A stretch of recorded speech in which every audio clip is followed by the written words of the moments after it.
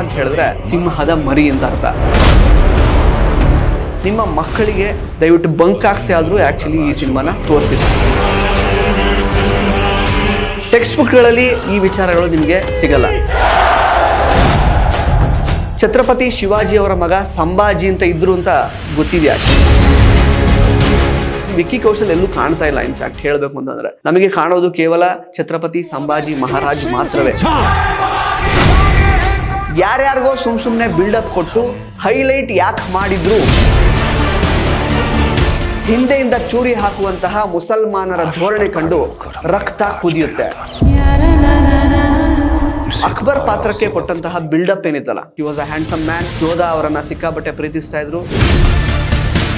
3-4 ಜನ ಹೆಂಡತಿರಿದ್ರು, ಅದರಲ್ಲಿ ಒಬ್ಬ ಹೆಂಡತಿ ಜೋತಾ ಅಂತ ಎಲ್ಲೂ ಹೇಳಲೇ ಇಲ್ಲ, ತೋರಿಸ್ಲೇ ಇಲ್ಲ. ತಮ್ಮ ತಂದೆಯನ್ನೇ ಕೊಂದು ತಾನು ಮೊಘಲರ ರಾಜ ಆಗ್ಬೇಕು ಅಂತ ಓಡಾಡ್ತಾ ಇದ್ದ. ಹೆಂಗೆ ಸಂಭಾಜಿ ಮಹಾರಾಜರನ್ನ ಕೊಂದ ಔರಂಗಜೇಬ್ ಅನ್ನೋದರ ಒಂದು ಕ್ಲಿಯರ್ ಪಿಕ್ಚರ್ ಸಿಗುತ್ತೆ. ಔರಂಗಜೇಬನ ಒಂದು ಹೀನ ಕೃತ್ಯಗಳ 5% 10% ಮಾತ್ರ ತೋರಿಸಿದ್ದಾರೆ. ಸಂಭಾಜಿ ಮಹಾರಾಜ್ ಅವ್ರು ಹಿ ವಾಸ್ ಬಿಹೇಡೆಡ್, ಅಂದ್ರೆ ತಲೆ ಕೂಡ ಕತ್ತರಿಸಿ ಬಿಸಾಕಿದ್ರು ಅವರು. ನಮಸ್ಕಾರ ಸ್ನೇಹಿತರೆ, ನ್ಯಾಷನಲ್ ಟಿವಿ ಅರ್ಪಿಸುವ ಸಿನಿಮಾ ರಿವ್ಯೂ ಸೆಗ್ಮೆಂಟ್ಗೆ ಸ್ವಾಗತ. ನಾನು ಸುಜಯ್ ರಾಜ್. ಸ್ನೇಹಿತರೆ, ವಿಕ್ಕಿ ಕೌಶಲ್ ಅಭಿನಯದ ಚಾವಾ ಸಿನಿಮಾ ಕಳೆದ ಶುಕ್ರವಾರ ಅಂದ್ರೆ ಫೆಬ್ರವರಿ 14ನೇ ತಾರೀಕು ರಿಲೀಸ್ ಆಗಿತ್ತು. ಈಗಾಗಲೇ ಈ ಸಿನಿಮಾ ಬಾಕ್ಸ್ ಆಫೀಸ್ ಕೊಳ್ಳೆ ಹೊಡಿತಾ ಇದೆ.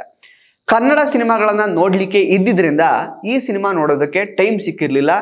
ನಿನ್ನೆ ಈ ಸಿನಿಮಾ ನೋಡುವಂತಹ ಅವಕಾಶ ಸಿಕ್ತು, ಹಾಗಾಗಿ ಇವತ್ತು ರಿವ್ಯೂ ಮಾಡ್ತಾ ಇದ್ದೀನಿ.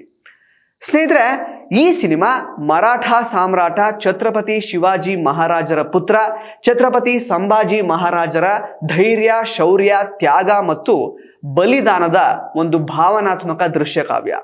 ಇದು ಕೇವಲ ಸಿನಿಮಾ ಅಲ್ಲ, ಸಾವಿರಾರು ವರ್ಷಗಳಿಂದ ಬ್ರಿಟಿಷರು, ಮೊಘಲರು ಮತ್ತು ಪರಕೀಯರಿಂದ ದಾಳಿಗೆ ಒಳಗಾಗಿ ನಲುಗುತ್ತಿದ್ದರೂ ಕೂಡ ನಮ್ಮ ಸಮೃದ್ಧ ಭಾರತದ ಒಟ್ಟು ಸಂಪತ್ತನ್ನ, ಒಟ್ಟಾರೆ ಆಚಾರ ವಿಚಾರಗಳನ್ನ ಉಳಿಸಿಕೊಳ್ಳುವ ನಿಟ್ಟಿನಲ್ಲಿ ನಮ್ಮ ಪುರಾತನ ರಾಜ ಮಹಾರಾಜರು, ಪೂರ್ವಜರು ಯಾವ ರೀತಿ ಟೊಂಕ ಕಟ್ಟಿ ನಿಂತು ಎದೆಗೆ ಎದೆ ಕೊಟ್ಟು ಕಾದಾಡಿದ್ರು, ಯಾವ ರೀತಿ ಮುಂದಿನ ಪೀಳಿಗೆಗೆ ಒಂದು ಸುಸಂಸ್ಕೃತ, ಸ್ವಾಸ್ಥ್ಯ ಮತ್ತು ನಿರ್ಭೀತ ಸಮಾಜವನ್ನ ಕಟ್ಟಿಕೊಡೋದಕ್ಕೆ ಶ್ರಮ ಪಟ್ಟಿದ್ರು ಅನ್ನುವುದರ ಸ್ಥೂಲ ಚಿತ್ರಣ. ಇಂತಹ ವೀರ ಶೂರ ಭಾರತೀಯ ರಾಜರುಗಳ ಯಶೋಗಾಥೆಯ ಬದಲಾಗಿ ನಮ್ಮ ಹಿಸ್ಟ್ರಿ ಟೆಕ್ಸ್ಟ್ ಬುಕ್ಗಳಲ್ಲಿ ಯಾರ್ಯಾರಿಗೋ ಸುಮ್ಮನೆ ಬಿಲ್ಡಪ್ ಕೊಟ್ಟು ಹೈಲೈಟ್ ಯಾಕೆ ಮಾಡಿದ್ರು ಅನ್ನುವಂತಹ ಪ್ರಶ್ನೆ ಈ ಸಿನಿಮಾ ನೋಡಿದ ಮೇಲೆ ನನಗೆ ಕಾಡೋದಕ್ಕೆ ಶುರುವಾಯಿತು. ಸ್ವಾತಂತ್ರ್ಯ ಬಂದ ನಂತರ ಈ ರೀತಿ ಇತಿಹಾಸವನ್ನ ತಿರುಚಿ ಎಷ್ಟೋ ಸುಳ್ಳುಗಳನ್ನ ನಮ್ಮ ತಲೆಗೆ ತುಂಬತಾನೆ ಬರ್ತಾ ಇದ್ದಾರೆ. ಅದು ಬೇರೆ ವಿಷಯನೇ ಬಿಡಿ. ಈಗ ಸಿನಿಮಾ ವಿಷಯಕ್ಕೆ ಬರೋದಾದ್ರೆ, ಸಿನಿಮಾದ ಶುರುವಿನಲ್ಲಿ ಛತ್ರಪತಿ ಶಿವಾಜಿ ಮಹಾರಾಜರ ನಿಧನದ ನಂತರ ಮರಾಠ ಸಾಮ್ರಾಜ್ಯದ ಮೇಲೆ ತನ್ನ ಪ್ರಾಬಲ್ಯವನ್ನ ಸಾಧಿಸೋದಕ್ಕೆ Aurangzeb played by Akshaye Khanna plan ಮಾಡ್ತಾ ಇರುವಾಗಲೇ ಶಿವಾಜಿ ಅವರ ಮಗ ಸಂಭಾಜಿ ಮಹಾರಾಜ್ ಪ್ಲೇಡ್ ಬೈ ವಿಕ್ಕಿ ಕೌಶಲ್ ಮುಘಲರಿಗೆ ತಲೆನೋವಾಗಿ ಪರಿಣಮಿಸಿರ್ತಾರೆ. ಸಿಂಹ ಸ್ವಪ್ನವಾಗಿ ಕಾಡ್ತಾ ಇರುವಂತಹ ಸಂಭಾಜಿ ಮಹಾರಾಜರನ್ನ ಸದೆ ಬಡಿಯೋದಕ್ಕೆ ಔರಂಗಜೇಬ್ ಮಾಡುವಂತಹ ಎಲ್ಲಾ ಪ್ರಯತ್ನಗಳು ವಿಫಲವಾಗ್ತಾ ಇರ್ತವೆ. ಇನ್ನೇನು ಮಾಡೋದಕ್ಕಾಗಲ್ಲ ಅಂತ ತಲೆ ಮೇಲೆ ಕೈ ಇಟ್ಟು ಔರಂಗಜೇಬ್ ಕುಳಿತಿರುವಾಗಲೇ ಮರಾಠ ಸಾಮ್ರಾಜ್ಯದ 2 ಹೇಡಿಗಳೇ ಸಂಭಾಜಿ ಮಹಾರಾಜರ ಬಗ್ಗೆ ಸುಳಿವನ್ನ ಕೊಟ್ಟು ಔರಂಗಜೇಬನಿಗೆ ಹಿಡಿದುಕೊಡ್ತಾರೆ. ಸಿನಿಮಾದ ಕೊನೆಯಲ್ಲಿ 30 ನಿಮಿಷ ಏನಿದೆಯಲ್ಲ, ಆ ಟೈಮಲ್ಲಿ ಔರಂಗಜೇಬ ಸಂಭಾಜಿ ಮಹಾರಾಜರಿಗೆ ಕೊಡುವಂತಹ ಚಿತ್ರಹಿಂಸೆ ನೋಡುವಾಗ ಎಂತಹ ಕಲ್ಲು ಮನಸ್ಸಿದ್ದವ್ರಿಗೂ ಕೂಡ ಮನಸ್ಸು ಕರಗುತ್ತೆ. ಎದೆಗೆ ಎದೆ ಕೊಟ್ಟು ಹೋರಾಡುವ ತಾಕತ್ತಿಲ್ದೇನೆ ಹೇಡಿಗಳ ತರಹ ಹಿಂದೆಯಿಂದ ಚೂರಿ ಹಾಕುವಂತಹ ಮುಸಲ್ಮಾನರ ಧೋರಣೆ ಕಂಡು ರಕ್ತ ಕುದಿಯುತ್ತೆ. ಸ್ವರಾಜ್ಯದ ಪರಿಕಲ್ಪನೆಯನ್ನ ಇಟ್ಕೊಂಡು ಎಲ್ಲ ಜಾತಿ ಧರ್ಮದವರಿಗೂ ಸಮಾನ ಅವಕಾಶವಿರಬೇಕು, ಸಮಾನ ಸೌಕರ್ಯ ಸಿಗಬೇಕು, ಸಮಾಜದಲ್ಲಿ ಎಲ್ಲರೂ ಸಮಾನರು ಎಂದು ಸಾರುವಂತಹ ಹಿಂದುತ್ವದ ಸಾರವನ್ನ ಕಾಪಾಡಿಕೊಳ್ಳೋದಕ್ಕೆ ಹೋರಾಡಿದಂತಹ ಸಂಭಾಜಿ ಮಹಾರಾಜರಂತಹ ವೀರರ ಕಥೆಗಳನ್ನ ಇತಿಹಾಸದ ಪುಟಗಳಿಂದಲೇ ಡಿಲೀಟ್ ಮಾಡಿ ತಮ್ಮ ರಾಜಕೀಯ ಸ್ವಾರ್ಥಕ್ಕೆ ಪ್ಯಾರಲಲ್ ನರೇಟಿವ್ ಅನ್ನ ಬಿಲ್ಡ್ ಮಾಡಿ ಯಾವುದೋ ಒಂದು ಸಮುದಾಯದವರಿಗೆ ಬಕೆಟ್ ಹಿಡಿಯೋದಕ್ಕೆ ಅವರನ್ನೆಲ್ಲ ಹೀರೋ ತರ ಬಿಲ್ಡಪ್ ಕೊಟ್ಟು ಜನಗಳನ್ನ ಹೊಡೆದಾಡೋದಕ್ಕೆ ಬಿಟ್ಟು ಇವತ್ತಿಗೂ ತಮ್ಮ ಬೇಳೆಯನ್ನ ಬೇಯಿಸ್ಕೊಳ್ತಾ ಇರುವಂತಹ ರಾಜಕಾರಣಿಗಳ ಮೇಲೆ, ಸಿಸ್ಟಮ್ ಮೇಲೆ ಎಲ್ಲಿಲ್ಲದ ಕೋಪ ಬರುತ್ತೆ. ಇಷ್ಟೆಲ್ಲ ಅನಾಚಾರ ನಡೀತಾ ಇದ್ರು ಕೂಡ ನಮ್ಗಳಿಗೆ ಅಂದ್ರೆ ಕಾಮನ್ ಮ್ಯಾನ್ಗಳಿಗೆ ಏನೂ ಮಾಡೋದಕ್ಕಾಗಲ್ವಲ್ಲ ಅನ್ನುವಂತಹ ಹತಾಶ ಭಾವ ಕೂಡ ಕಾಡುತ್ತೆ. ಸ್ನೇಹಿತರೆ, ಇದು ಈ ಸಿನಿಮಾದ ಒಟ್ಟು ಹೂರಣ. ಆದ್ರೆ ಈ ಸಿನಿಮಾದ ಪಾತ್ರಗಳ ಬಗ್ಗೆ ಹಾಗೇನೆ ಬ್ಯಾಕ್ಗ್ರೌಂಡ್ ಮ್ಯೂಸಿಕ್ ಬಗ್ಗೆ ಟೆಕ್ನಿಕಲಿ ಯಾವ ರೀತಿ ಎಕ್ಸಿಕ್ಯೂಟ್ ಮಾಡಿದ್ದಾರೆ ಅಂತ ನಾನು ಹೇಳ್ತಾ ಹೋಗ್ತೀನಿ. ಸ್ನೇಹಿತರೆ, ಈ ಸಿನಿಮಾ ನಾನು ಆಗ್ಲೇ ಹೇಳಿದಾಗೆ ಸಂಭಾಜಿ ಮಹಾರಾಜರ ಒಂದು ಭಾವನಾತ್ಮಕ ದೃಶ್ಯ ಕಾವ್ಯ. ಕಾಸ್ಟಿಂಗ್ ವಿಚಾರಕ್ಕೆ ಬರೋದಾದ್ರೆ ವಿಕ್ಕಿ ಕೌಶಲ್ ಅವರಾಗಿರಬಹುದು, ಅಕ್ಷಯ್ ಖನ್ನಾ ಅವರಾಗಿರಬಹುದು, ರಶ್ಮಿಕಾ ಮಂದಣ್ಣ ಅವರಾಗಿರಬಹುದು, ಜೊತೆಗೆ ನಮ್ಮ ವಿಕ್ಕಿ ಕೌಶಲ್ ಅವ್ರ ಜೊತೆಗೆ ಆಕ್ಟ್ ಮಾಡಿರುವಂತಹ ಕೆಲವೊಂದಷ್ಟು ಆಕ್ಟರ್ಸ್ ತುಂಬಾ ಅದ್ಭುತವಾಗಿ ಪರ್ಫಾರ್ಮ್ ಮಾಡಿದ್ದಾರೆ. ನಿರ್ದೇಶಕರ ಒಂದು ಕೌಶಲ್ಯತೆ ಬಗ್ಗೆ ಎಷ್ಟು ಹೊಗಳಿದ್ರು ಸಾಲದು ಅಂತಾನೆ ಹೇಳ್ಬೋದು. ಇನ್ಫ್ಯಾಕ್ಟ್ ಕೆಲವೊಂದಷ್ಟು ವಿಚಾರಗಳು ನಮಗೆ ಗೊತ್ತೇ ಇರಲಿಲ್ಲ. ಫಾರ್ ಎಕ್ಸಾಂಪಲ್, ಜೋಧಾ ಅಕ್ಬರ್ ಅಂತ ಒಂದು ಸಿನಿಮಾ ಬರುತ್ತೆ, ಅದರಲ್ಲಿ ರಿತಿಕ್ ರೋಷನ್ ಮತ್ತು ಐಶ್ವರ್ಯ ರೈ ಅವರು ಆಕ್ಟ್ ಮಾಡಿರ್ತಾರೆ. ಅದರಲ್ಲಿ ಅಕ್ಬರ್ನ ಏನೋ ಒಂದು ರೀತಿ ನೆಕ್ಸ್ಟ್ ಲೆವೆಲ್, ಏನೋ ಹ್ಯಾಂಡ್ಸಮ್ ಪರ್ಸನಾಲಿಟಿ, ಏನೋ ಉದಾತ್ತ ಮನೋಭಾವದ ಒಬ್ಬ ಮನುಷ್ಯ ಅಂತ ಆಕ್ಚುಲಿ ತೋರಿಸಿದ್ರು. ಜೊತೆಗೆ ಏನೋ ಈ ಅಕ್ಬರ್ ಅನ್ನುವಂತಹ ವ್ಯಕ್ತಿ ಜೋಧಾ ಅವ್ರನ್ನ ಮಾತ್ರ ಲವ್ ಮಾಡಿದ್ದು, ಅವ್ರ ಜೊತೆಗೆ ಮಾತ್ರ ಮದುವೆ ಆಗಿದ್ರು ಅನ್ನೋ ತರ ತೋರಿಸಿದ್ರು. ಆಕ್ಚುಲಿ ಹಂಗ್ ನೋಡಕ್ ಹೋದ್ರೆ ಅಕ್ಬರ್ಗೆ 3-4 ಜನ ಹೆಂಡತಿರಿದ್ರು. ನೀವು ಬೇಕಿದ್ರೆ ವಿಕಿಪೀಡಿಯಾದಲ್ಲಿ ಹೋಗಿ ಚೆಕ್ ಮಾಡ್ಕೊಳ್ಬಹುದು. ಅಫ್ಕೋರ್ಸ್ ಅಕ್ಬರ್ ಹಿಂದೂಗಳ ಮೇಲೆ ದಾಳಿ ಮಾಡೋದಕ್ಕೆ ಬರ್ತಾ ಇರಲಿಲ್ಲ, ಅಥವಾ ವಾಟ್ ಎವರ್ ಹಿಂದೂಗಳ ಮೇಲೆ ಕೆಲವೊಂದಷ್ಟು ರಿಸ್ಟ್ರಿಕ್ಷನ್ಸ್ ಅನ್ನ ಮುಸಲ್ಮಾನರು ಹೇರಿದ್ರಲ್ಲ ಅವರ ಒಂದು ಮುಘಲ್ ಸಾಮ್ರಾಜ್ಯದಲ್ಲಿ, ಅದನ್ನೆಲ್ಲ ಅವರು ತೆರವುಗೊಳಿಸಿದ್ರು.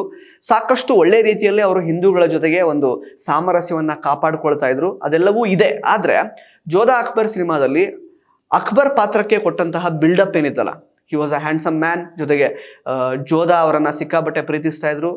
ಅಲ್ಲೆಲ್ಲೂ ಕೂಡ ಅಕ್ಬರ್ಗೆ 3-4 ಜನ ಹೆಂಡತಿರಿದ್ರು, ಅದರಲ್ಲಿ ಒಬ್ಬ ಹೆಂಡತಿ ಜೋಧಾ ಅಂತ ಎಲ್ಲೂ ಹೇಳಲೇ ಇಲ್ಲ, ತೋರಿಸ್ಲೇ ಇಲ್ಲ. ಇನ್ಫ್ಯಾಕ್ಟ್ ನಿಮ್ಗೆ ಯಾರಿಗಾದ್ರೂ ಕೂಡ ಛತ್ರಪತಿ ಶಿವಾಜಿ ಅವರ ಮಗ ಸಂಭಾಜಿ ಅಂತ ಇದ್ರು ಅಂತ ಗೊತ್ತಿದ್ಯಾ? ಎಷ್ಟು ಜನಕ್ಕೆ ಗೊತ್ತಿತ್ತು? ದಯವಿಟ್ಟು ಗೊತ್ತಿದ್ದವರು ಕಮೆಂಟ್ ಮಾಡಿ ತಿಳಿಸಿ. ಜೊತೆಗೆ ಗೊತ್ತಿದ್ರು ಕೂಡ ಅವರು ಔರಂಗಜೇಬನಿಗೆ ಯಾವ ರೀತಿ ನಿದ್ದೆ ಕೆಡಿಸಿದ್ರು ಅನ್ನೋದು ವಿಚಾರ ನಿಮಗೆ ಗೊತ್ತಿತ್ತಾ? ಇಲ್ಲ ತಾನೆ? ಅದನ್ನ ಇಲ್ಲಿ ತುಂಬಾ ಕ್ಲಿಯರ್ ಆಗಿ ತೋರಿಸ್ಕೊಟ್ಟಿದ್ದಾರೆ. ಜೊತೆಗೆ ಅಕ್ಬರ್, ಏನ್ ಜೋಧಾ ಅಕ್ಬರ್ ಸಿನಿಮಾದಲ್ಲಿ ಶೂರ ವೀರ ಹ್ಯಾಂಡ್ಸಮ್ ಅಂತೆಲ್ಲ ತೋರಿಸಿದ್ರಲ್ಲ, ಈ ಅಕ್ಬರ್, ಇದೇ ಅಕ್ಬರ್ ತಂದೆಯಿಂದ ಹೆದರ್ಕೊಂಡು, ಅಂದ್ರೆ ಔರಂಗಜೇಬನಿಂದ ಹೆದರ್ಕೊಂಡು ಇದೇ ನಮ್ಮ ಸಂಭಾಜಿ ಮಹಾರಾಜರ ಕೈ ಅಡಿಯಲ್ಲಿ ದಯವಿಟ್ಟು ನನ್ನ ಪ್ರಾಣವನ್ನ ಕಾಪಾಡಿ ಅಂತ ಬೇಡ್ಕೊಂಡು ಬಂದಿದ್ದನ್ನ ಈ ಸಿನಿಮಾದಲ್ಲಿ ತೋರಿಸಿದ್ದಾರೆ. ಇದು ಯಾರಿಗಾದ್ರೂ ಗೊತ್ತಿತ್ತಾ? ಸೊ ಇನ್ಫ್ಯಾಕ್ಟ್ ಅಕ್ಬರ್ ಔರಂಗಜೇಬನನ್ನ, ಅಂದ್ರೆ ತಮ್ಮ ತಂದೆಯನ್ನೇ ಕೊಂದು ತಾನು ಮೊಘಲರ ರಾಜ ಆಗ್ಬೇಕು ಅಂತ ಓಡಾಡ್ತಾ ಇದ್ದ. ಆ ರೀತಿಯ ಒಂದು ಹಿಸ್ಟ್ರಿ ಇದೆ ಈ ಮೊಘಲರ ಸಂತಾನಕ್ಕೆ. ಈ ವಿಚಾರ ಯಾರಿಗಾದ್ರೂ ಗೊತ್ತಿತ್ತಾ? ಈ ವಿಚಾರವು ಕೂಡ ಈ ಸಿನಿಮಾದಲ್ಲಿ ಬರುತ್ತೆ. ಸೊ ಹೀಗೆ ಅಂದ್ರೆ ಪಾತ್ರಗಳು ಅಂತ ಬರುವಾಗ ವಿಕ್ಕಿ ಕೌಶಲ್ ಅವರು, ಆಕ್ಚುಲಿ ವಿಕ್ಕಿ ಕೌಶಲ್ ಎಲ್ಲೂ ಕಾಣ್ತಾ ಇಲ್ಲ. ಇನ್ಫ್ಯಾಕ್ಟ್ ಹೇಳಬೇಕು ಅಂತಂದ್ರೆ ನಮಗೆ ಕಾಣೋದು ಕೇವಲ ಛತ್ರಪತಿ ಸಂಭಾಜಿ ಮಹಾರಾಜ್ ಮಾತ್ರವೇ. ಆ ರೀತಿ ಅವರು ಆಕ್ಟ್ ಮಾಡಿದ್ದಾರೆ. ಅಂದ್ರೆ ಕಂಪ್ಲೀಟ್ಲಿ ಒಂದ್ ರೀತಿ goose bumps moment last 30 minutes ಮಾತ್ರ. ರಶ್ಮಿಕಾ ಮಂದಣ್ಣ ಅವರ ಪಾತ್ರದ ಬಗ್ಗೆ ಹೇಳಬೇಕು ಅಂತಂದ್ರೆ ಏಸು ಭಾಯ್ ಆಗಿ, ಅಂದ್ರೆ ಸಂಭಾಜಿ ಮಹಾರಾಜರ ಪತ್ನಿಯಾಗಿ ತುಂಬಾ ಚೆನ್ನಾಗಿ ಅಭಿನಯ ಮಾಡಿದ್ದಾರೆ. ಕೆಲವೊಂದು ಕಡೆ ಕೆಲವೊಂದಷ್ಟು ಕೆಮಿಸ್ಟ್ರಿ ಅಷ್ಟು ವರ್ಕೌಟ್ ಆಗಿಲ್ಲ. ಬಿಕಾಸ್ ಎಲ್ಲೋ ಒಂದೊಂದು ಕಡೆ ವಿಕ್ಕಿ ಕೌಶಲ್ ಅವರು ತುಂಬಾ ಮನೋಜ್ಞವಾಗಿ ಅಭಿನಯಿಸುವಾಗ ರಶ್ಮಿಕಾ ಅವರ ಡೈಲಾಗ್ ಡೆಲಿವರಿ ಸ್ವಲ್ಪ ವೀಕ್ ಆಯ್ತು ಅಂತ ಕೆಲವೊಂದು ಕಡೆ ಅನ್ಸುತ್ತೆ. ಅದನ್ನು ಹೊರತುಪಡಿಸಿದ್ರೆ ಅಕ್ಷಯ್ ಖನ್ನಾ, ಔರಂಗಜೇಬನ ಪಾತ್ರ ಮಾಡಿದಾರೆ ಅವರು, ಕೆರಿಯರ್ ಬೆಸ್ಟ್ ರೋಲ್ ಅಂತಾನೆ ಹೇಳ್ಬೋದು. ಬಿಕಾಸ್ ಅಕ್ಷಯ್ ಖನ್ನಾ ಅವರನ್ನ ನಾವು ಜಾಸ್ತಿ ಈ ರೊಮ್ಯಾಂಟಿಕ್ ಹೀರೋ ಟೈಪ್ಸ್ ರೋಲ್ಗಳಲ್ಲೇ ನೋಡಿದೀವಿ. ತುಂಬಾನೇ ಒಳ್ಳೆ ಪರ್ಫಾರ್ಮೆನ್ಸ್ ಅನ್ನ ಅವರು ಕೂಡ ಕೊಟ್ಟಿದ್ದಾರೆ. ಅಂದ್ರೆ ಈಕ್ವಲ್ ಟಗ್ ಆಫ್ ವಾರ್ ಅಂತ ಹೇಳ್ತೀವಿ ಗೊತ್ತಾ, ವಿಲನ್ ಮತ್ತೆ ಹೀರೋ ಮಧ್ಯೆ, ಅದನ್ನ ಈ ಸಿನಿಮಾದಲ್ಲಿ ನೋಡ್ಲಿಕ್ಕೆ ಸಿಕ್ತು ಇನ್ಫ್ಯಾಕ್ಟ್.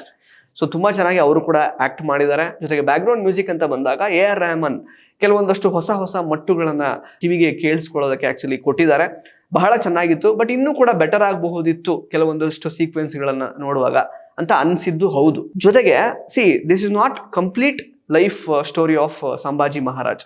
ಕೆಲವು ವರ್ಷಗಳ ಕಾಲಮಾನದಲ್ಲಿ ಅವರ ಲೈಫಲ್ಲಿ ನಡೆದಂತಹ ಕೆಲವೊಂದಷ್ಟು ವಿಷಯಗಳನ್ನ ತೋರಿಸಿದ್ದಾರೆ. ಅದನ್ನ ತುಂಬಾ ಚೆನ್ನಾಗಿ ಎಕ್ಸಿಕ್ಯೂಟ್ ಮಾಡಿದ್ದಾರೆ. ಜೊತೆಗೆ ಶಿವಾಜಿ ಅವರು, ಅಂದ್ರೆ ಅವರ ತಂದೆಯವರು ಅವರ ಕಿವಿಯಲ್ಲಿ ಗುನುಗುಡ್ತಾ ಇದ್ದಂತಹ ಕೆಲವೊಂದಷ್ಟು ವಿಷಯಗಳು, ಅವರಿಗೆ ಯಾಕೆ ಲೈಕ್ ಸ್ವರಾಜ್ಯದ ಬಗ್ಗೆ ಕಲ್ಪನೆ ದಟ್ಟವಾಗಿ ಕಾಡ್ತಾ ಇತ್ತು, ಯಾಕೆ ಶಿವಾಜಿ ಮಹಾರಾಜರ ಕನಸುಗಳನ್ನು ನನಸು ಮಾಡಬೇಕು ಅಂತ ಇವ್ರು ಅಂದ್ಕೊಳ್ತಾ ಇದ್ರು, ಅದನ್ನೆಲ್ಲವನ್ನ ತುಂಬಾ ಮನೋಜ್ಞವಾಗಿ ಚಿತ್ರಿಸಿದ್ದಾರೆ. ಇನ್ಫ್ಯಾಕ್ಟ್ ಹೇಳಬೇಕು ಅಂತಂದ್ರೆ ಅದನ್ನೆಲ್ಲ ಹೊರತುಪಡಿಸಿದ್ರೆ ನಾನು ಆಗ್ಲೇ ಹೇಳಿದಾಗೆ ಕೆಲವೊಂದಷ್ಟು ವಿಷಯಗಳು ಸಿಕ್ಕಾಪಟ್ಟೆ ಕಾಡೋದಕ್ಕೆ ಶುರುವಾಗುತ್ತೆ ಈ ಸಿನಿಮಾ ನೋಡಿದ್ಮೇಲೆ. ಹೆಂಗೆ ಸಂಭಾಜಿ ಮಹಾರಾಜರನ್ನ ಕೊಂದ ಔರಂಗಜೇಬ ಅನ್ನೋದರ ಒಂದು ಕ್ಲಿಯರ್ ಪಿಕ್ಚರ್ ಸಿಗುತ್ತೆ ಈ ಸಿನಿಮಾದಲ್ಲಿ. ಔರಂಗಜೇಬನ ಒಂದು ಹೀನ ಕೃತ್ಯಗಳ ಕೇವಲ ಒಂದು 5% 10% ಮಾತ್ರ ತೋರಿಸಿದಾರಂತೆ. ಅಂದ್ರೆ ಯಾವ ರೀತಿ ಸಂಭಾಜಿ ಮಹಾರಾಜರಿಗೆ ಚಿತ್ರಹಿಂಸೆ ಕೊಟ್ಟು ಕೊಂದ್ರು ಅನ್ನೋದರ ಕೇವಲ 5 to 10% ಮಾತ್ರ ನಮಗೆ ನೋಡ್ಲಿಕ್ಕೆ ಸಿಗೋದು ಈ ಸಿನಿಮಾದಲ್ಲಿ. ಬಟ್ ನೀವು ವಿಕಿಪೀಡಿಯಾ ತೆಗೆದು ನೋಡಿದ್ರೆ ಸಂಭಾಜಿ ಮಹಾರಾಜ್ ಅವ್ರು ಹಿ ವಾಸ್ ಬಿಹೇಡೆಡ್, ಅಂದ್ರೆ ತಲೆ ಕೂಡ ಕತ್ತರಿಸಿ ಬಿಸಾಕಿದ್ರು ಅವರು. ಅಂತಹ ಹೀನ ಕುಲಕ್ಕೆ ಸೇರಿದ ಔರಂಗಜೇಬನ ಒಂದು ಕೃತ್ಯ ನೋಡುವಾಗ ನಿಜಕ್ಕೂ ಎದೆ ಝಲ್ ಅನ್ನುತ್ತೆ.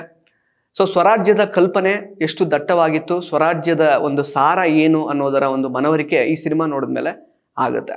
ಸ್ನೇಹಿತರೆ, ಈ ಸಿನಿಮಾನ ದಯವಿಟ್ಟು ನಿಮ್ಮ ಮಕ್ಕಳಿಗೆ ಬೇಕಿದ್ರೆ, ನಿಮ್ಮ ಶಾಲೆಗಳಿಗೆ ಬಂಕ್ ಹಾಕ್ಸಿ ಬೇಕಿದ್ರೆ ಈ ಸಿನಿಮಾನ ತೋರಿಸಿ. ಯಾಕೆ ಹೇಳ್ತಿದ್ದೀನಿ ಅಂತಂದ್ರೆ, ಟೆಕ್ಸ್ಟ್ ಬುಕ್ಗಳಲ್ಲಿ ಈ ವಿಚಾರಗಳು ನಿಮಗೆ ಸಿಗಲ್ಲ, ಡೆಫಿನೆಟ್ ಆಗಿ ಸಿಗಲ್ಲ.